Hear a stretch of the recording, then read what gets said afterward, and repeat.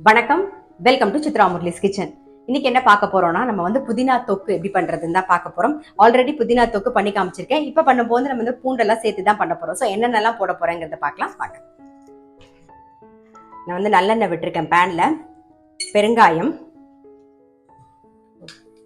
2 சின்ன கட்டி பெருங்காயம் சேர்த்துருக்கோம். இது கூடவே வந்து 1 டீஸ்பூன் தனியா, 2 டீஸ்பூன் சீரகம், 1/2 டீஸ்பூன் வெந்தயம், அப்புறம் காரத்துக்கு தகுந்த மாதிரி வரமிளகா சேர்த்துக்கோங்க. நீங்க நான் ஒரு 10 வரமிளகா சேர்த்துருக்கேன். ஃபர்ஸ்ட் இதை வறுத்துக்கலாம். 1 டீஸ்பூன் வந்து எள்ளு வந்து படப்படன்னு பொரியட்டும்.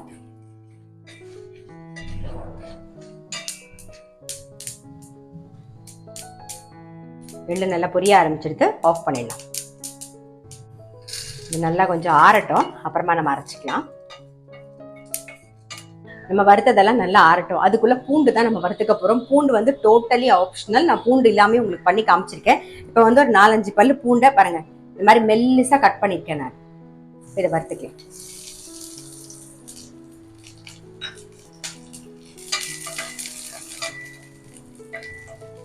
இது கூடவே வந்து ஒரு சின்ன நெல்லிக்காய் சைஸ் தெரியுதா உங்களுக்கு, புளி, அதையும் பிச்சு போட்டுக்கோங்க.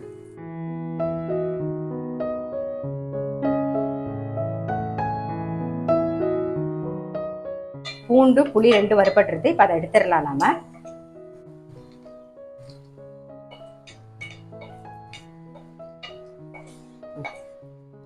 இப்போ அடுத்தது அதே பேன்ல நல்லெண்ணெய் விட்டுருக்கேன். நான் வந்து ஒரு சின்னதா 1 கட்டு புதினா ஆஞ்சி வச்சிருக்கேன். நீங்க கைப்பிடி இல்லைன்னு பாத்தீங்கன்னு வச்சுக்கோங்க, ஒரு 2 கைப்பிடி வரும். இப்ப பாருங்க, ஒரு கைப்பிடி, 2 கைப்பிடி புதினா. ஸோ நான் புதினா வந்து இந்த அளவு எடுத்திருக்கேன். அதுக்கு தகுந்த மாதிரி நீங்க இன்கிரீடியன்ட்டை கூட்டி குறைச்சி பார்த்து போட்டுக்கோங்க. இது நல்லா வதக்கிக்கலாம். புதினாவும் நல்லா வதங்கி எடுத்து ஆஃப் பண்ணிடுவோம். இப்ப நம்ம வறுத்தது புதினா எல்லாம் நல்லா ஆறட்டும். அதுக்கப்புறமா நம்ம வந்து அரைச்சிக்கலாம். தனியா, வரமிளகா, சீரகம்லாம் வறுத்தோம் இல்லையா? ஸோ வறுத்தது ஆறிடுத்து நம்ம வந்து ஒரு ஓட்டு ஓட்டியாச்சு.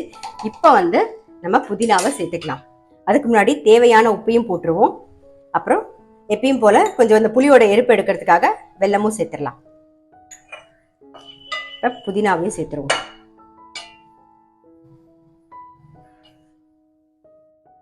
இந்த மாதிரி தண்ணியை விடாம நல்லா அரைச்சிக்கணும். இப்போ அரைச்சாச்சு. நாம இந்த பக்கம் பேன்ல நல்லெண்ணெய் விட்டுருக்கு, அது நல்லா காஞ்சிடுது. அதே பேன் தான், கடுகு மட்டும் சேர்த்துக்கலாம். இப்போ அரைச்சதையும் சேர்த்துருவோம்.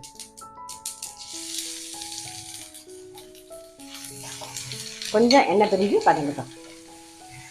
இப்போ இந்த தொக்கு வந்து நீங்க வெளியிலேயே வச்சுக்கிட்டீங்க அப்படின்னா, ஏன்னா நம்ம வந்து தண்ணியே விடாம எண்ணெயில வதக்கினதை அப்படியே தான் அரைச்சிருக்கோமா, எண்ணெய் விட்டு வதக்க போறோம். ஸோ நீங்கள் வெளில வச்சிங்கன்னா ஒரு 4 நாளைக்கு வச்சுக்கலாம். நீங்கள் ஃப்ரிட்ஜில் வச்சுக்கிட்டிங்கன்னா ஒரு 10 நாள் கூட நம்ம வந்து வச்சுக்கலாம். அது மாதிரி இது வந்து சப்பாத்தி, இட்லி, தோசை, ரைஸ் எல்லாத்துக்குமே சூப்பராக இருக்கும். பிரெட்டு எல்லாத்துக்குமே தொட்டுன்னு சாப்பிட்றதுக்கு ரொம்பவே நல்லாயிருக்கும். இது கொஞ்சம் நல்லா வதங்கட்டும், எண்ணெய் பிரிஞ்சு வரணும். நல்லா எண்ணெய் பிரிஞ்சு வதங்கிடுது பாருங்க, நல்லா எண்ணெய் பிரிஞ்சு வந்திருக்கு பாருங்க.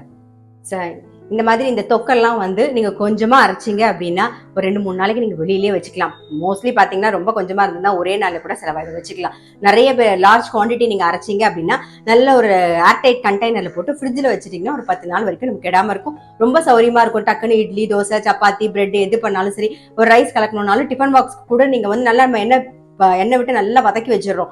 அதனால நல்ல சுடசாதத்துல கலந்து நீ டிஃபன் பாக்ஸ்லயும் டிஃபன் பாக்ஸ்க்கும் கொடுக்கறதுக்கு சௌரியமா இருக்கும். ஸோ கண்டிப்பா புதினா தொக்கு இந்த மாதிரி ட்ரை பண்ணி பார்க்கல அப்படின்னா டெஃபினட்டா ட்ரை பண்ணி பாருங்க. இதுல நான் பூண்டு சேர்த்திருக்கேன். பூண்டு வந்து டோட்டலி ஆப்ஷன். உங்களுக்கு பிடிக்கும் வாசனை அப்படின்னா நீங்க கண்டிப்பா சேர்த்துக்கலாம். நான் பூண்டு போடாம அதே மாதிரி வறுக்கிற இன்கிரீடியன்ட்டை வேற நான் பண்ணி காமிச்சிருக்கேன். ஆல்ரெடி உங்களுக்கு நான் பண்ணி காமிச்சிருக்கேன். ஸோ இந்த மாதிரி ட்ரை பண்ணி பார்க்கல அப்படின்னா டெஃபினட்டா ட்ரை பண்ணி பாருங்க. நான் அடுத்த வீடியோல சந்திக்கிறேன்.